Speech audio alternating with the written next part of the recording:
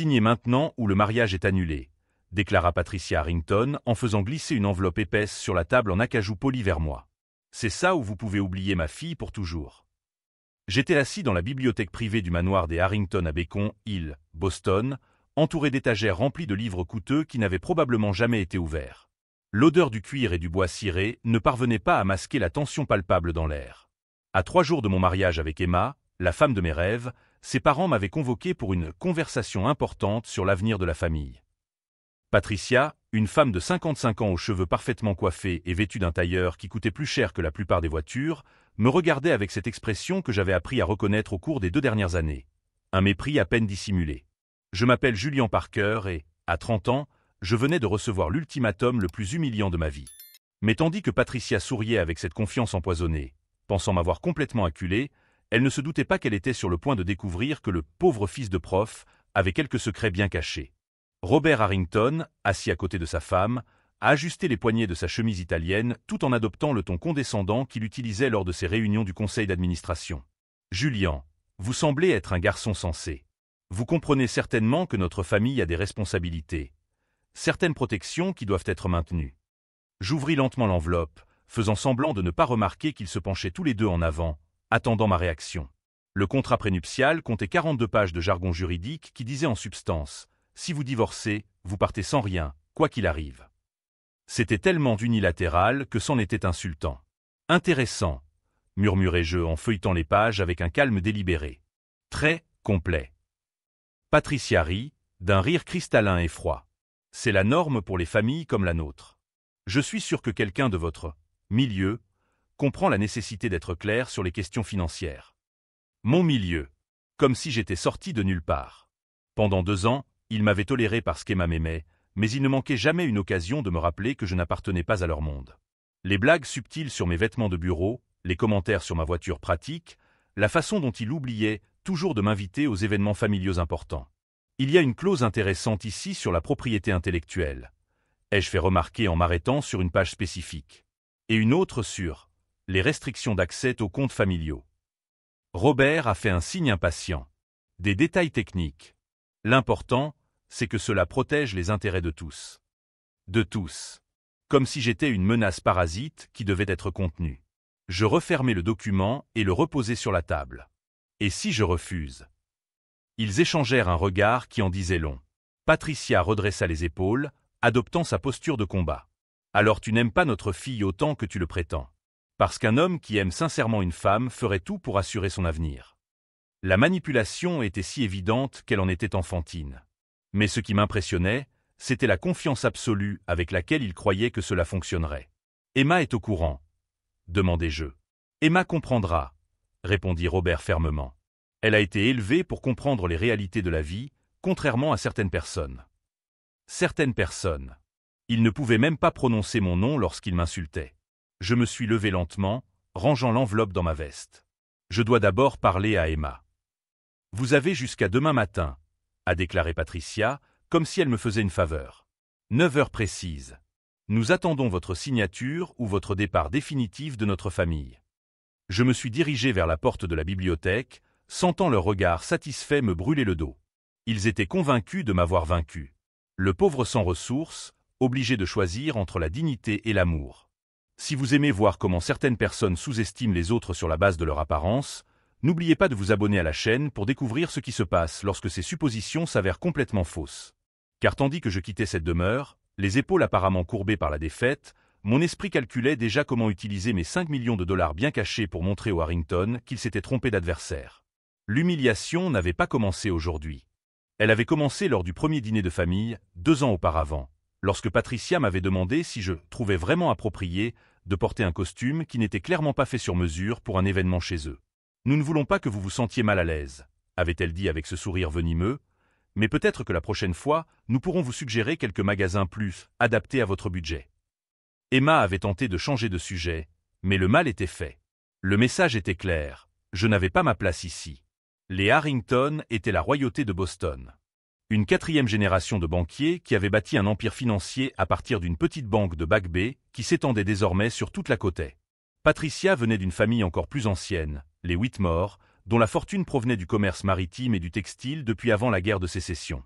Pour eux, la lignée n'était pas seulement importante, elle était tout. Robert dirigeait le Harrington Financial Group d'une main de fer, connu pour sa cruauté calculée dans les affaires. Patricia dirigeait la haute société de Boston comme un général commandant ses troupes, décidant qui avait accès aux cercles les plus exclusifs de la ville. Et moi? J'étais le fils de 2 professeurs de lycée de Worcester, dans le Massachusetts. Ma mère enseignait l'anglais, mon père les mathématiques. Ils s'étaient rencontrés à l'université, s'étaient mariés jeunes et avaient consacré leur vie à l'éducation avec la passion sincère de ceux qui croient que le savoir peut changer le monde. Pour les Harrington, cela faisait de moi un peu plus qu'un déchet. Professeur, avait murmuré Patricia lorsqu'Emma avait mentionné pour la première fois la profession de mes parents. Comme c'est noble. Le ton qu'elle avait employé indiquait clairement qu'elle considérait la noblesse comme synonyme d'insignifiance. Les humiliations sont devenues systématiques. Les invitations à des événements importants arrivaient en retard, par erreur. Mon nom était systématiquement oublié lors des présentations. Les conversations s'arrêtaient brusquement lorsque je m'approchais, comme si ma présence contaminerait les discussions importantes. Lors de la fête d'anniversaire des 60 ans de Robert, il a tenu à me présenter comme le petit ami d'Emma, Julian. Il travaille dans « C'est quoi déjà, ce que tu fais ? Quelque chose avec des ordinateurs ?» J'étais ingénieur logiciel senior dans l'une des plus grandes entreprises technologiques de la région, à la tête d'une équipe de 15 personnes. Mais pour Robert, tout travail qui n'impliquait pas de déplacer de l'argent était indigne de son attention. « Les ordinateurs », répétait-il à ses amis banquiers, comme si c'était la chose la plus ridicule au monde. Eh bien, quelqu'un doit bien les réparer quand ils tombent en panne, non ? Emma essayait toujours de me défendre, mais il y avait une hésitation chez elle, une honte subtile qui faisait plus mal que n'importe quelle insulte directe. Elle m'aimait, j'en étais sûr, mais une partie d'elle avait intériorisé les valeurs familiales. « Ils ont juste besoin de temps pour mieux te connaître », disait-elle après chaque incident. « Mes parents peuvent être difficiles, mais ils veulent ce qu'il y a de mieux pour moi. » Le meilleur pour elle, apparemment, n'incluait pas quelqu'un comme moi. La goutte d'eau qui a fait déborder le vase, c'était à Noël dernier. Patricia avait accidentellement marqué mon cadeau comme étant pour l'ami d'Emma, même après 2 ans de relation. Quand je l'ai ouvert, c'était un livre sur comment s'habiller pour réussir dans sa carrière. J'ai pensé que ça pourrait être utile, avait-elle dit avec cette fausse gentillesse. L'image est tellement importante dans le monde des affaires, tu ne trouves pas? Robert avait éclaté de rire en me tapant sur l'épaule, comme si nous étions de vieux amis. Patricia pense toujours à tout. Elle a l'œil pour les améliorations. J'avais ravalé l'insulte en silence, souriant et remerciant comme s'il s'agissait vraiment d'un cadeau bien intentionné. Emma était visiblement mal à l'aise, mais elle n'avait rien dit. C'est ce soir-là que j'ai décidé que s'ils voulaient jouer à des jeux d'argent et de statut social, je leur donnerais une leçon qu'ils n'oublieraient jamais. Ce qu'ils ne savaient pas, c'est que mes parents enseignants m'avaient appris bien plus que l'humilité et le travail acharné. Ils m'avaient appris l'importance d'investir dans l'éducation, tant sur le plan personnel que financier. Lorsque mon grand-père maternel est décédé pendant ma dernière année au MIT, il a laissé derrière lui quelque chose de surprenant. Pas seulement une modeste maison à Cape Cod, mais un portefeuille d'investissement qu'il avait méthodiquement constitué pendant 50 ans. Des actions Apple achetées en 1980, Microsoft en 1986, Google lors de son introduction en bourse. 5 400 000 $ que j'avais gardé secret. Pas par honte, mais par principe. Je voulais être aimé pour qui j'étais, pas pour ce que j'avais.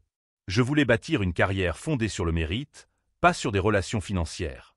Et, franchement, je voulais voir jusqu'où l'arrogance des Harrington les mènerait. Maintenant, en regardant le contrat prénuptial entre mes mains, je savais que le moment était venu de découvrir à quel point ils étaient vraiment stupides. Car pendant que Patricia et Robert se félicitaient d'avoir piégé le pauvre type dans leur bibliothèque remplie de livres jamais lus, j'étais déjà en train d'appeler mentalement mon avocat pour préparer une surprise qui ferait disparaître à jamais ce sourire arrogant de leur visage. La conversation avec Emma ce soir-là fut pire que je ne l'avais imaginé. Je l'ai retrouvée dans l'appartement que nous partagions à Back Bay, un penthouse moderne dont j'avais insisté pour partager les frais à parts égales, aux grandes dames de ses parents. Elle était assise sur le canapé italien que nous avions choisi ensemble, toujours vêtue du tailleur qu'elle portait au cabinet d'avocat où elle était associée junior. « Mes parents m'ont appelé », dit-elle avant même que j'aie eu le temps d'enlever ma veste. Ils m'ont parlé de la réunion d'aujourd'hui. Je posai l'enveloppe contenant le contrat prénuptial sur la table basse entre nous. « Et qu'en penses-tu » Emma évita mon regard, se concentrant sur ses mains entrelacées. « Julian, tu dois comprendre leur position. La famille a des responsabilités, un héritage à protéger. »« Un héritage », répétai-je, sentant une pointe de trahison. « Et moi ? Quel genre d'héritage est-ce que je crée en signant un document qui fait de moi un gigolo bien habillé? Ne sois pas dramatique, soupira-t-elle en me regardant enfin. Ce n'est qu'une formalité juridique. Ça ne veut pas dire que je ne te fais pas confiance. Alors pourquoi n'as-tu pas rejeté l'idée de tes parents quand ils te l'ont présentée? Son hésitation me dit tout ce que j'avais besoin de savoir. Parce qu'ils ont peut-être raison, admit-elle dans un murmure. Nos origines sont très différentes, Julian. J'ai été élevé dans un monde où ces précautions sont la norme. Nos origines. Comme si je venais d'une autre planète. Emma, nous sommes ensemble depuis 2 ans. Tu penses vraiment que je suis avec toi pour l'argent de ta famille? Bien sûr que non, répondit-elle rapidement, mais le doute s'était installé dans ses yeux. Mais, eh bien, tu dois admettre que notre situation financière est déséquilibrée. Je gagne beaucoup plus que toi, je viens d'une famille établie. Alors tu es d'accord avec eux? Je suis d'accord qu'il faut être pragmatique quant à l'avenir. Pragmatique.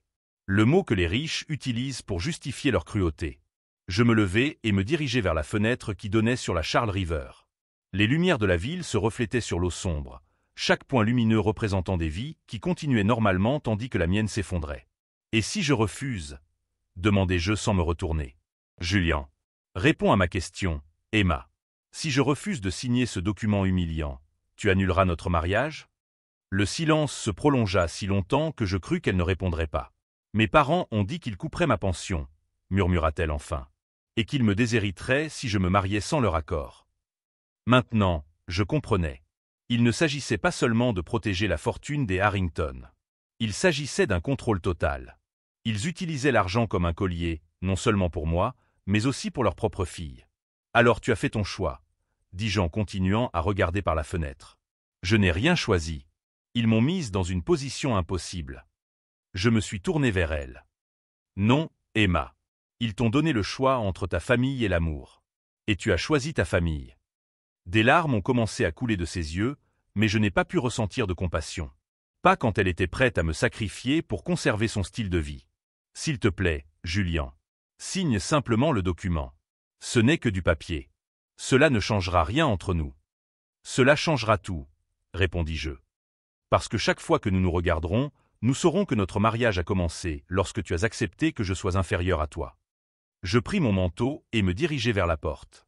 Où vas-tu? Demanda-t-elle, la panique émergeant dans sa voix. Réfléchir. Je me suis rendu directement à l'appartement de mon meilleur ami depuis l'université, Michael Shen.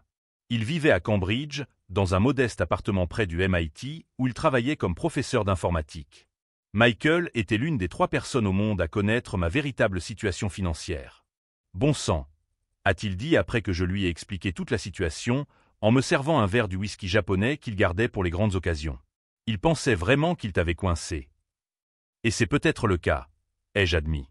Si je révèle maintenant que j'ai de l'argent, je passerai pour un malhonnête. Si je ne le fais pas, j'accepte d'être traité comme un parasite pour le reste de ma vie. Michael, toujours l'universitaire, a analysé la situation comme un problème mathématique. Ce n'est pas une question d'argent, Julian. C'est une question de pouvoir. Ils veulent établir une hiérarchie dans laquelle tu seras toujours subordonné. L'accord n'est qu'un symbole. Il avait raison. Même si je révélais ma fortune, les Harrington trouveraient d'autres moyens de me rabaisser.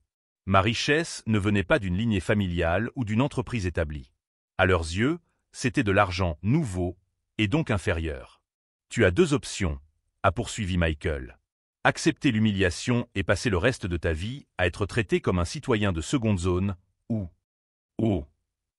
un lent sourire s'est dessiné sur son visage. Ou tu leur donnes une leçon sur le fait de sous-estimer les gens. Cette nuit-là, Michael et moi avons travaillé jusqu'à l'aube pour élaborer un plan.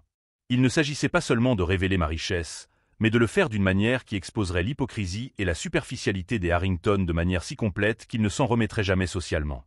Le truc, expliqua Michael, c'est le timing. Si tu le révèles trop tôt, ils ajusteront simplement leur discours. Trop tard, et ça perd tout son impact. Il faut trouver le moment parfait. Et je savais exactement quand ce moment serait venu. La fête de fiançailles. Les Harrington avaient insisté pour organiser une grande fête pour 200 invités de l'élite de Boston au Harvard Club. C'était leur chance de montrer le mariage convenable d'Emma, même si je n'étais qu'un accessoire toléré. Ils vont me présenter comme le petit ami chanceux qui a gagné le gros lot en épousant Emma, ai-je expliqué à Michael. Ils feront des blagues subtiles sur mes origines modestes, mentionneront peut-être même leur générosité en thème accueillant dans leur famille. Et c'est là que tu renverses la situation. Exactement. Devant toute la haute société de Boston, je révélerai non seulement ma véritable situation financière, mais j'exposerai également les accords prénuptiaux humiliants et l'ultimatum. Je transformerai leur fête en une victoire totale pour moi. Le lendemain, j'ai appelé mon avocat, Harold Sterling, un homme sévère d'une 60aine d'années qui avait géré les investissements de mon grand-père et s'occupait désormais des miens. Je lui ai expliqué la situation en détail. Intéressant, fut tout ce qu'il dit dans un premier temps. Et vous voulez rendre cela public ? Je veux que toute la société de Boston sache exactement quel genre de personnes sont les Harrington. Très bien. Je vais préparer tous les documents nécessaires. Relevé bancaire, certificat d'investissement, évaluation de l'entreprise. Tout sera authentifié et incontestable. Pendant qu'Harold s'occupait des aspects juridiques, j'ai commencé mes propres recherches sur la famille Harrington. S'il voulait jouer les durs, je devais connaître toutes les règles. Ce que j'ai découvert était fascinant. La fortune des Harrington, bien que considérable, n'était pas aussi solide qu'elle en avait l'air. Robert avait fait quelques investissements douteux ces dernières années, et la banque faisait l'objet de pressions réglementaires pour des pratiques de prêt douteuses. Plus intéressant encore, Patricia venait d'une famille aisée, mais celle-ci avait perdu la majeure partie de sa fortune 2 générations auparavant. Elle avait épousé Robert autant par amour que par nécessité financière. Toute cette arrogance sur leur lignée n'était que du théâtre.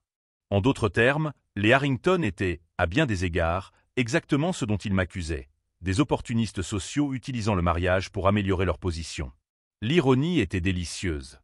Emma m'a appelé plusieurs fois cette semaine-là, chaque conversation plus désespérée que la précédente.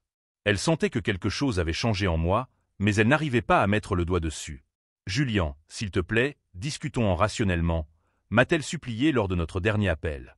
Mes parents sont prêts à faire quelques petits ajustements à l'accord. Quelques petits ajustements, répétai-je. Comme quoi ? Me laisser garder mes chaussures en cas de divorce ? Ne sois pas sarcastique. Ils veulent juste protéger les intérêts de la famille. Et mes intérêts ? Que penses-tu qu'il leur arrivera ? Silence.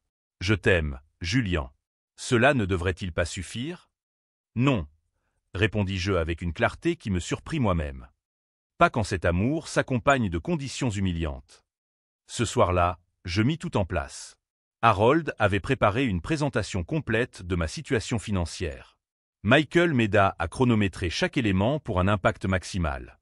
Et j'avais répété mon discours jusqu'à pouvoir le réciter dans mon sommeil. Car tandis que les Harrington se préparaient à m'humilier publiquement lors de la fête de fiançailles, supposant que j'accepterais gracieusement mon rôle de gendre toléré, j'étais sur le point de renverser complètement la situation. Ils voulaient une démonstration de pouvoir ? Je leur donnerais une leçon sur ce que le pouvoir signifie vraiment. Et lorsque le soleil se coucha sur Boston ce vendredi-là, 6 jours avant le mariage qui n'aurait jamais lieu, je savais que j'étais prêt pour l'affrontement qui allait déterminer non seulement mon avenir, mais aussi la place des Harrington dans la société qu'ils chérissaient tant. Après tout, ils avaient commis l'erreur fatale de sous-estimer quelqu'un qui avait passé 2 ans à étudier leurs faiblesses pendant qu'ils s'amusaient à exploiter les miennes. Le lundi matin, Harold Sterling m'a accueilli dans son bureau de Beacon Street avec la précision militaire de quelqu'un qui avait passé 40 ans à naviguer dans les eaux troubles de l'élite financière de Boston. À 62 ans, c'était le genre d'avocat que les riches engageaient lorsqu'ils avaient besoin de faire disparaître discrètement des problèmes. « Julian », dit-il en me faisant signe de m'asseoir dans le fauteuil en cuir qui coûtait probablement plus cher que la voiture de la plupart des gens, j'ai examiné votre situation financière et les documents des Harrington. C'est fascinant. Il ouvrit un épais dossier posé sur la table entre nous. Votre portefeuille d'investissement est impeccable. Diversifié, prudent, mais avec une croissance constante. Votre grand-père était clairement un homme avisé. Et les Harrington ? Demandai-je. Un lent sourire se dessina sur le visage d'Harold. Ah, c'est là que ça devient intéressant. Robert a fait quelques manœuvres douteuses ces 2 dernières années. La banque fait l'objet d'une enquête pour pratique de prêt abusive. Rien de criminel pour l'instant, mais suffisamment pour attirer l'attention des autorités de régulation. Il fit glisser une autre pile de documents vers moi. Et Patricia ? Sa famille a perdu 80% de sa fortune en 1987. Elle a épousé Robert autant par amour que par nécessité.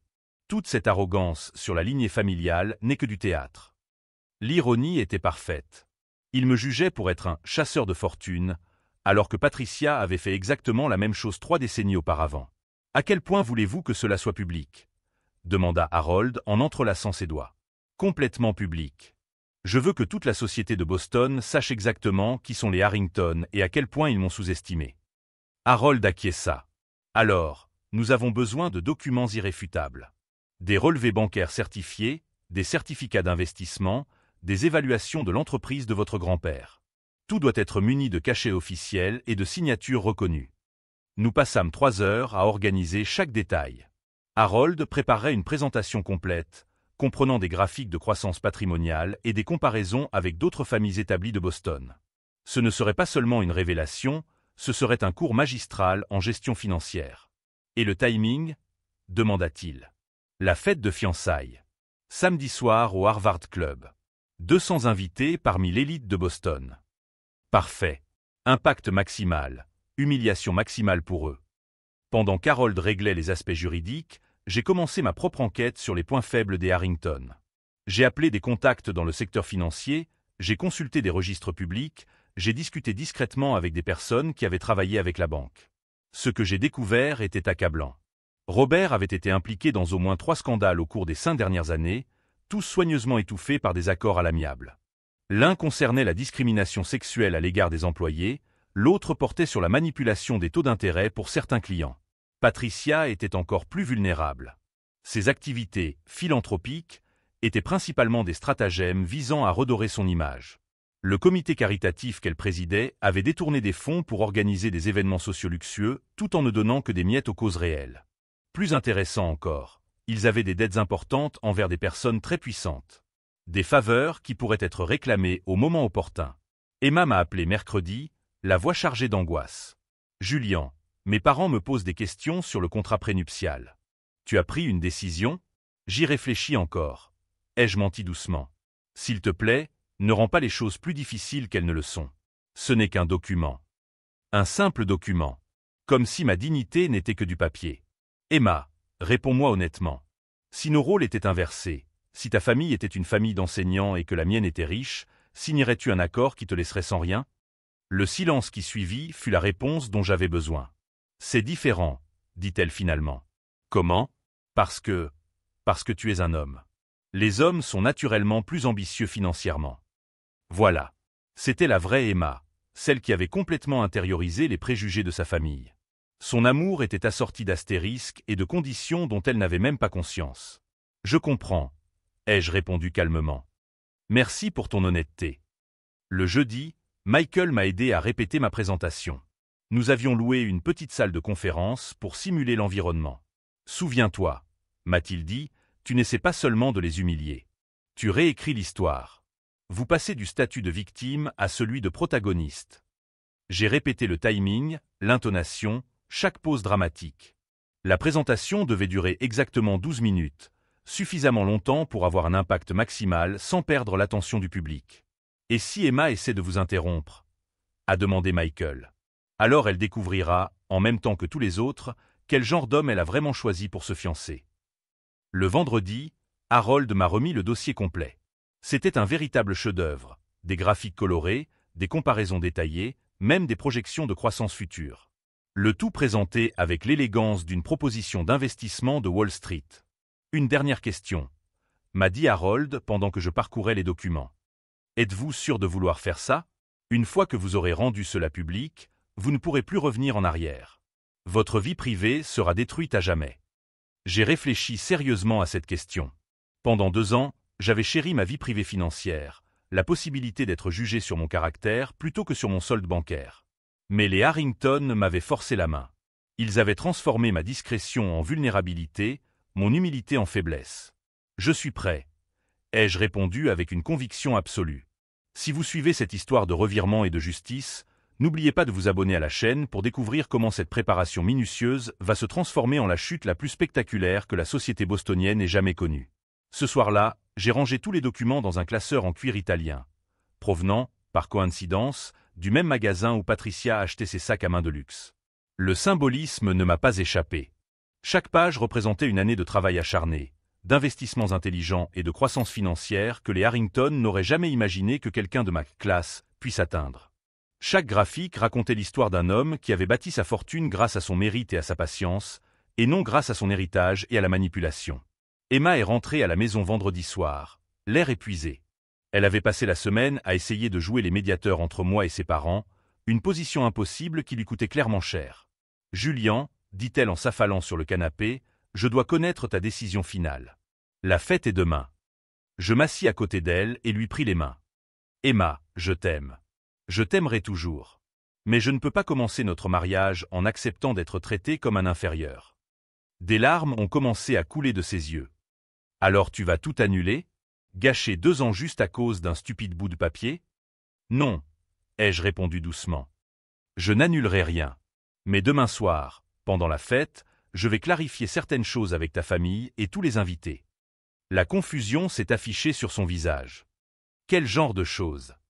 Tu le découvriras en même temps que tout le monde.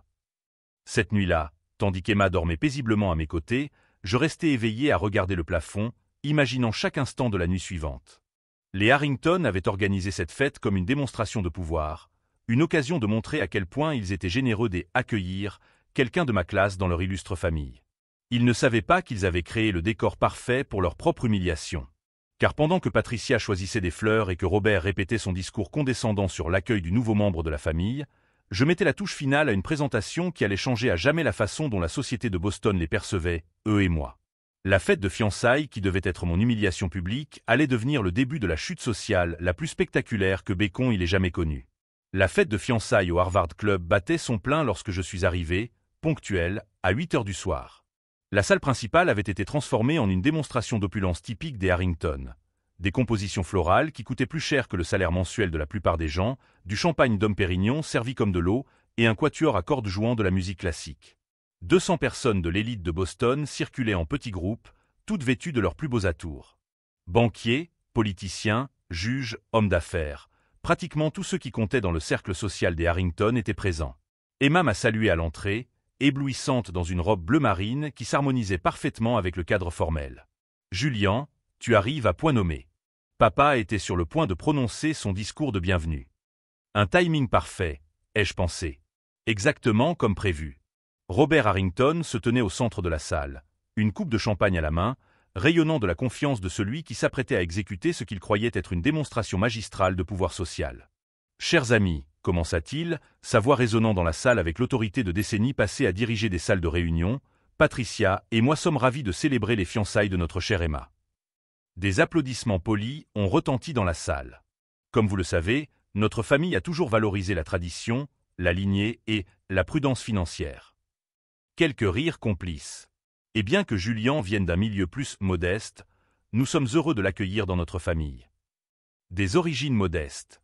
Chaque mot était soigneusement choisi pour me rabaisser. Après tout, a poursuivi Robert, profitant clairement du moment, l'amour transcende parfois les différences de classe, n'est-ce pas ? Et nous sommes certains que Julian apprendra beaucoup sur la responsabilité financière à nos côtés. D'autres rires, cette fois avec une pointe de condescendance. Plusieurs personnes ont regardé dans ma direction avec ce mélange de pitié et d'amusement que la haute société réserve aux outsiders.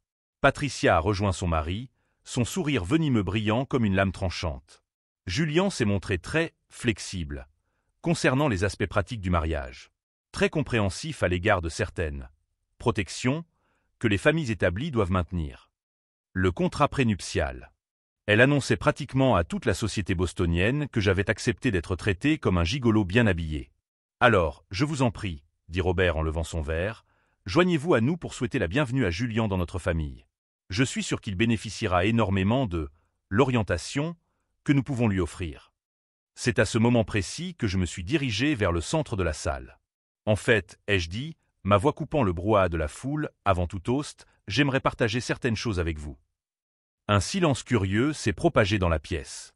Robert et Patricia ont échangé des regards légèrement irrités, clairement mécontents de cette interruption du scénario prévu. « Julian, mon chéri, » a dit Patricia avec une douceur feinte, « peut-on discuter après ?»« Non, je pense que c'est le moment idéal. » ai-je interrompu en sortant un porte-document en cuir de ma veste. Surtout que Robert vient de mentionner la responsabilité financière. J'ouvris le porte-document et en sortis les premiers documents que Harold avait préparés. Écoutez, il y a quelque chose que je n'ai jamais dit à la famille Harrington. Quelque chose à propos de ma propre situation. Le silence était désormais total. 200 personnes étaient complètement concentrées sur chaque mot. Lorsque mon grand-père maternel est décédé pendant ma dernière année au MIT, il m'a laissé un héritage. Pas la modeste maison de Cape Cod à laquelle tout le monde s'attendait, mais un portefeuille d'investissement constitué au cours de 50 années. Je levai le premier document afin que tout le monde puisse le voir. Des relevés bancaires certifiés par la Bank of America, indiquant un actif net de 5 400 000 $. Un murmure de stupéfaction parcourut l'assemblée. Patricia était visiblement pâle, tandis que Robert semblait digérer des informations contradictoires. Cela comprend, poursuivis-je en sortant d'autres documents, des actions Apple acquises en 1980, Microsoft en 1986 et Google lors de son introduction en bourse. Tout est documenté ici par mon conseiller financier, Harold Sterling. Harold, stratégiquement placé près du bar, a discrètement hoché la tête lorsque j'ai mentionné son nom. Plusieurs personnes l'ont immédiatement reconnu. C'était une légende dans le domaine de la gestion de fortune à Boston.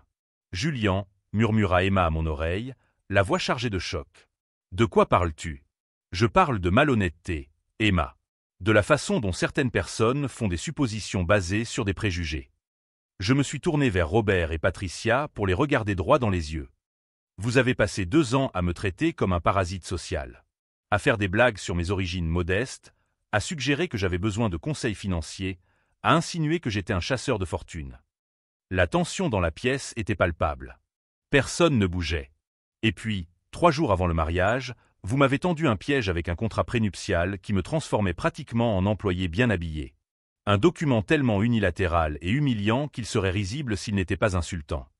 J'ai sorti une copie du contrat prénuptial de mon dossier. Ce document, préparé par les avocats de la famille Harrington, stipule qu'en cas de divorce, je n'aurai droit à rien. Les biens acquis pendant le mariage resteraient à Emma. Mes droits sur la propriété intellectuelle seraient limités et je serais essentiellement traité comme un employé et non comme un mari. Patricia retrouva enfin sa voix. Julian, ce n'est pas le moment. C'est exactement le moment, répondis-je fermement. Parce que vous avez tenu à rendre ma situation financière publique. Alors discutons-en publiquement. Harold s'approcha, portant son propre dossier. Mon conseiller a préparé une analyse comparative intéressante, ai-je poursuivi. Mon portefeuille d'investissement a généré un rendement de 8% par an au cours des 5 dernières années. Le Harrington Financial Group a enregistré un rendement de 5,7% sur la même période. Des rires nerveux ont commencé à s'élever parmi certains invités. Robert transpirait visiblement à présent. Mais voici la partie vraiment intéressante, ai-je dit en sortant une autre pile de documents. Mon conseiller a fait quelques recherches sur la solidité financière de la famille Harrington elle-même. Le visage de Robert est passé du rouge au blanc en quelques secondes. Apparemment, la banque fait l'objet d'une enquête pour pratique de prêts abusives. Les actifs familiaux ont diminué de 23% au cours des 2 dernières années en raison d'investissements douteux. Et la fortune de la famille Whitmore, dont est issue Patricia? Eh bien, ils ont perdu 80% de leur richesse en 1987. Patricia semblait sur le point de s'évanouir. En d'autres termes, conclut-il en regardant directement la foule stupéfaite, les personnes qui ont passé 2 ans à me juger comme un chasseur de fortune sont elles-mêmes beaucoup moins stables financièrement qu'elles ne le pensaient. Le silence était assourdissant. Emma m'a tiré par le bras. « Julian, arrête ça. Tu humilies ma famille. »« Non, » ai-je répondu en me libérant gentiment. « Je ne fais que révéler la vérité qu'ils ont essayé de cacher derrière leur arrogance et leurs préjugés. » Je me suis tourné vers la foule une dernière fois. Au fait, Patricia a mentionné ma « flexibilité » en matière de protection familiale. Pour clarifier les choses, j'ai refusé de signer tout accord qui me traiterait comme un être inférieur. Parce que j'ai découvert quelque chose d'intéressant ces derniers jours. Je fis une pause dramatique. Les personnes vraiment riches n'ont pas besoin de rappeler constamment leur richesse aux autres. Les personnes vraiment sophistiquées n'ont pas besoin d'humilier les autres pour se sentir supérieures. Et les personnes vraiment sûres d'elles n'ont pas besoin d'accords juridiques pour entretenir des relations. Robert a finalement explosé. Vous n'avez pas le droit de porter ces accusations en public. Notre avocat va faire quoi? L'ai-je interrompu calmement. Poursuivre quelqu'un pour avoir révélé des informations financières publiques? Tout ce que j'ai présenté ici est disponible dans les registres gouvernementaux ou a été volontairement partagé par vous lorsque vous avez essayé de m'humilier. Je me suis tourné vers Emma une dernière fois. La question qui reste est simple. Veux-tu épouser quelqu'un qui te respecte comme son égal, ou veux-tu épouser quelqu'un qui accepte d'être traité comme un subordonné par sa famille? Alors qu'Emma cherchait ses mots, j'ai commencé à marcher vers la sortie. Mais avant de partir complètement, je me suis arrêté et je me suis tourné vers la foule une dernière fois. Pour ceux qui sont curieux de savoir comment cette histoire se termine, je vous recommande de suivre l'actualité financière la semaine prochaine. Car pendant que les Harrington s'affairaient à planifier mon humiliation, j'étais occupé à organiser quelque chose de bien plus intéressant. Sur ces mots, j'ai quitté la fête dans un silence absolu, sachant que j'avais semé des graines qui allaient donner lieu à des conséquences que les Harrington n'auraient jamais pu imaginer. Les semaines qui ont suivi la fête de fiançailles ont été un véritable séisme social à Boston. Les révélations que j'avais faites au Harvard Club se sont répandues dans la haute société comme une traînée de poudre. Le lendemain, le Boston Globe a publié un article d'investigation sur les pratiques douteuses du Harrington Financial Group. Apparemment, ma présentation avait incité les journalistes à enquêter plus en profondeur. Robert a été contraint de démissionner du conseil d'administration de 3 organisations caritatives lorsque des questions sur des conflits d'intérêts ont été soulevées. La banque a fait l'objet d'un audit complet qui a révélé des irrégularités encore pires que celles que j'avais mentionnées. Patricia a vu son poste de présidente du comité caritatif de Bacon, révoqué lorsqu'on a découvert qu'elle avait détourné des fonds pour financer ses fêtes extravagantes. Emma est venue me voir 5 jours après la fête, se présentant à mon appartement les yeux gonflés d'avoir pleuré. « Julian », m'a-t-elle dit d'une voix brisée, je ne savais pas. Je ne savais rien de l'argent, de la véritable nature de mes parents, de rien. Tu en savais assez, lui ai-je répondu calmement. Tu savais qu'ils te traitaient mal et tu as choisi de rester à leur côté. J'avais peur de les perdre complètement. Et maintenant, tu m'as perdu, moi, et tu les as perdus eux aussi. L'ironie était parfaite. Les Harrington avaient perdu non seulement un gendre riche, mais aussi leur réputation sociale et leur situation financière stable. Michael m'a appelé une semaine plus tard avec des nouvelles encore meilleures. « Julian, tu ne vas pas le croire. 3 familles importantes de Boston ont annulé leur contrat avec la banque des Harrington. Et ce club exclusif où Patricia se pavanait toujours, ils lui ont suggéré de prendre un peu de recul par rapport à la vie sociale. Mais le changement le plus important s'est produit en moi. Pendant 2 ans, j'avais caché ma richesse par humilité, mais j'ai appris que la transparence n'est pas de l'arrogance lorsqu'elle sert à défendre la dignité. J'ai commencé à utiliser ma fortune de manière plus active. J'ai investi dans des startups technologiques dirigées par des personnes issues de milieux modestes, j'ai créé un fonds de bourse pour les enfants d'enseignants afin qu'ils puissent étudier au MIT, et j'ai mis en place un programme de microcrédit pour les petits entrepreneurs. 6 mois plus tard, j'ai croisé Patricia par hasard au supermarché. Elle achetait des produits de marque générique, un changement radical par rapport aux produits gastronomiques qu'elle avait l'habitude d'afficher. « Julian », m'a-t-elle dit en évitant mon regard. Je voulais m'excuser. Mon comportement était inacceptable. « Merci », ai-je simplement répondu. Il n'y avait pas lieu d'en faire tout un drame. Robert a dû vendre le manoir de Bacon, il est déménagé dans un appartement modeste. J'ai entendu dire qu'il avait trouvé un emploi de conseiller financier junior, un poste qu'il aurait normalement donné à quelqu'un de 30 ans plus jeune. Emma, elle a officiellement annulé ses fiançailles 2 semaines après la fête. Elle a déménagé à San Francisco, où personne ne connaissait le scandale familial. Je reçois parfois des nouvelles par l'intermédiaire d'amis communs. Elle travaille dans un petit bureau et reconstruit sa carrière loin de l'ombre de ses parents. Le plus gratifiant a été de découvrir que mon histoire avait inspiré d'autres personnes. J'ai reçu des dizaines de messages d'hommes et de femmes qui avaient été sous-estimés par la famille de leur partenaire et qui avaient trouvé le courage de se défendre. Harold m'a dit quelque chose qui m'a marqué. « Julian, tu n'as pas détruit les Harrington. Tu as simplement retiré les masques qu'ils portaient. La destruction qui a suivi a été causée par ce qu'ils étaient vraiment. La leçon que j'en ai tirée est simple. Ne laissez jamais les autres définir votre valeur sur la base de suppositions et de préjugés. Lorsque les gens vous sous-estiment, cela ne reflète pas vos limites, mais leur incapacité à voir au-delà des apparences superficielles.